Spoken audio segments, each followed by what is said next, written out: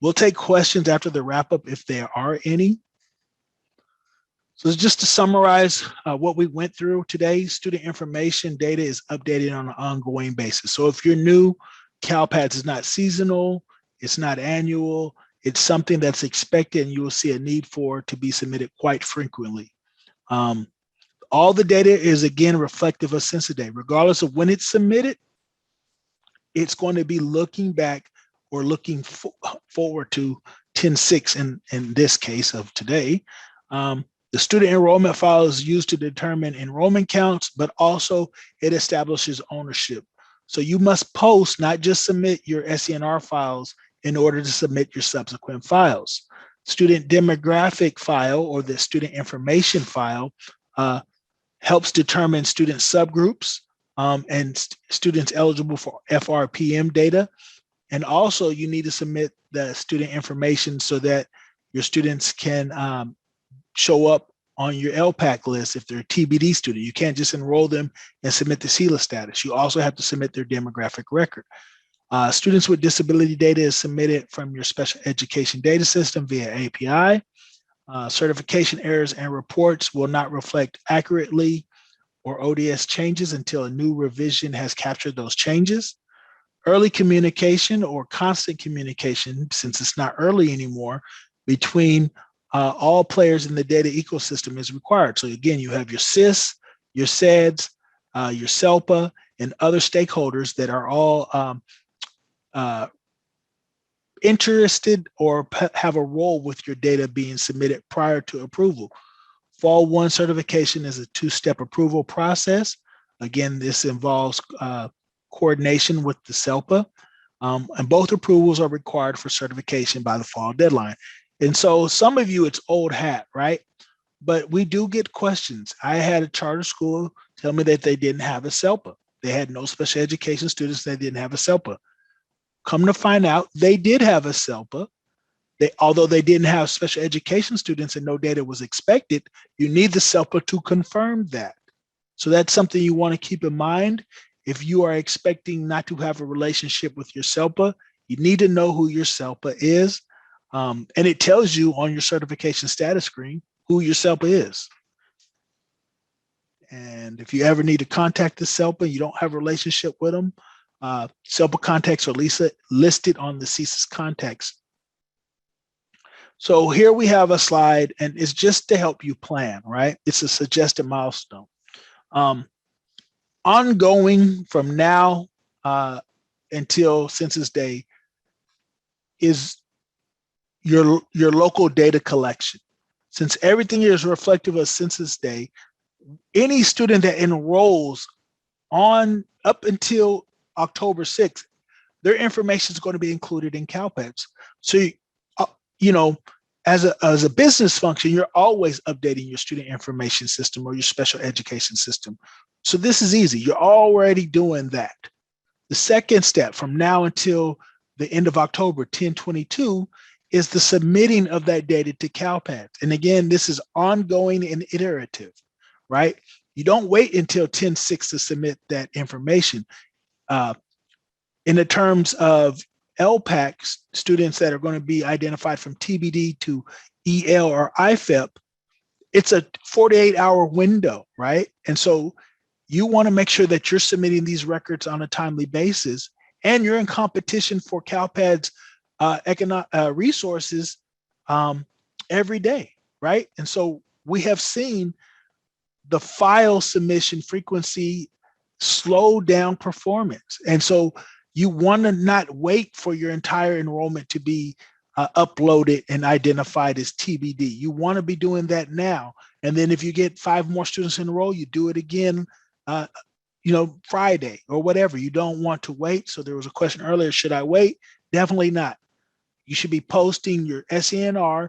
Once the SENR is posted, you are free to submit your other files. There's a sequence Kyron suggested, but the relationship and functionality, you can submit all the rest at one time.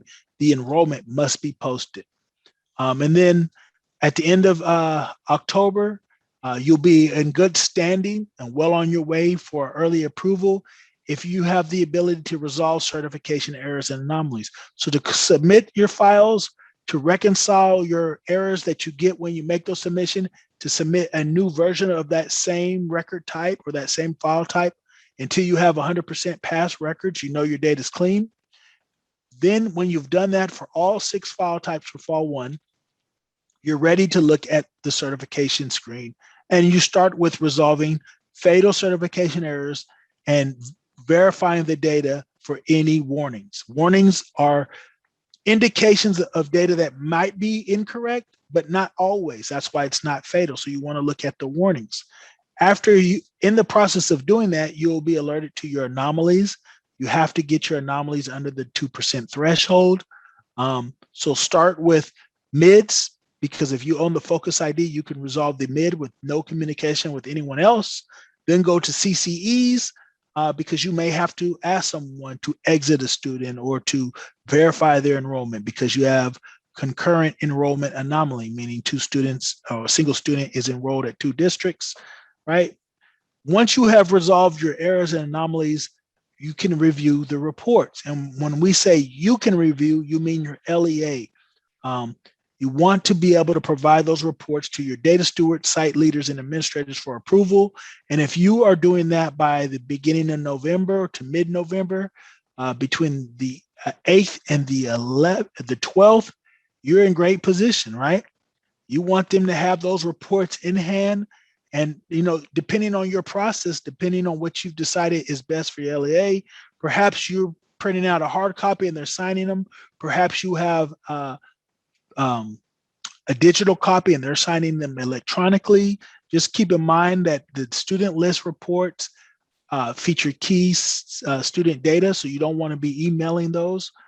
You want to make sure that you are preserving the privacy of our students. And then the goal is to approve before the Thanksgiving holiday or before the school holiday season starts, right? You get a good few days off typically around Thanksgiving. Then your winter break, you get, most districts are out a while, or, at least schools within that district are out a while. So you want to have your data approved at the LEA level prior to Thanksgiving. And I've been at CSIS for 10 years, right? And probably the last 4 years, there's been a push to try to help LEAs certify earlier and earlier and earlier. When they implemented the California School Dashboard, data, the end of year deadline got condensed. Before, there had been times where we went into September. That's not allowed anymore because you need that data in by the fall dashboard, and you have to submit your cohort counts.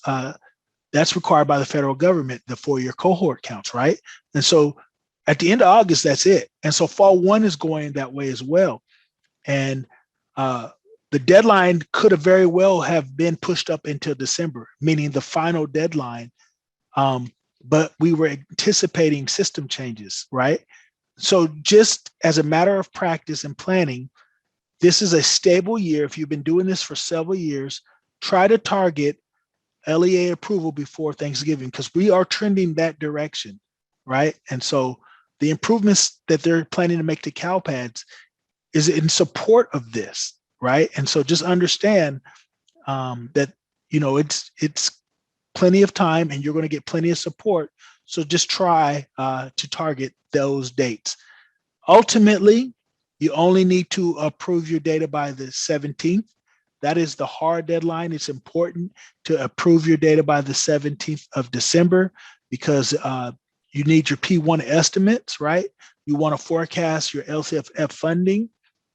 And then the final deadline again is January 28th. And that's it. That's final, right?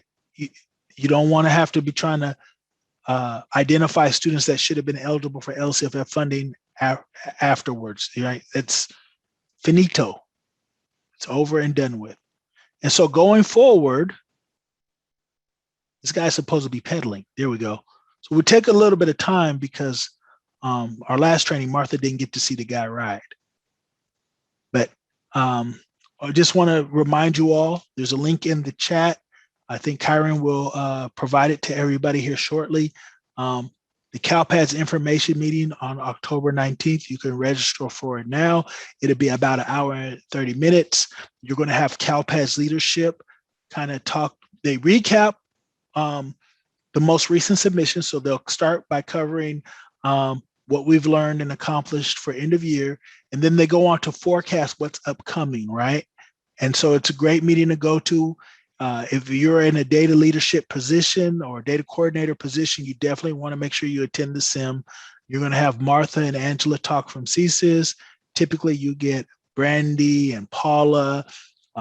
Sometimes you might get other program specialists depending on the topic from CDE. So it's a great meeting to go to. It really helps you plan ahead of time and disseminate information. And then Kyron will be doing a live version of the anomalies training.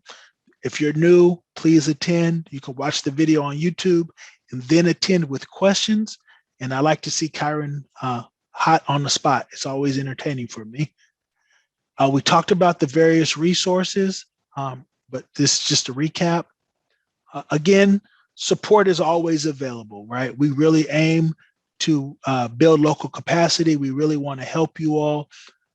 If you ever have a question and you feel like the answer wasn't detailed enough, just try to reiterate, right? We handle a lot of tickets in a large volume. Sometimes you may not be satisfied with the answer you get. That's not an end all be all. Just reply back. Can you please provide more information? I don't quite understand, whatever it is. If you want a phone call, put that in the ticket.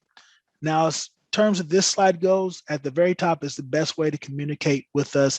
It's a web form. It goes directly to our service desk application. The phone works, but it's going to be a voicemail, and you're going to have to wait. And then the email works as well, but again, you have to wait because those two methods get incrementally added to our service desk. The phone message is going to be transcribed and then put into an email. And then once it's in the email, it gets from one server to another. It gets dumped into our service desk application as a ticket. So they take a little bit longer. So always the web form is the fastest method to communicate with us. If you are new and you're not familiar with the FigMat CSIS listserv, it's a way to communicate with all of those in the submission process of CalPADS. You have other LEAs that you could communicate with. So if you have areas or Power School and you're not sure how to get the data into CalPADS, I've never worked with areas or Power School. I may not be able to help you as well as someone else on the listserv who's doing it every day, or the little nuances that come with every system, they can help you. However, a lot of people here at CSIS do monitor the listserv as well as at the CDE. And so you will get replies to all sorts of questions. If there's ever system functionality that's impacting the fields, you will see chatter on it on the listserv.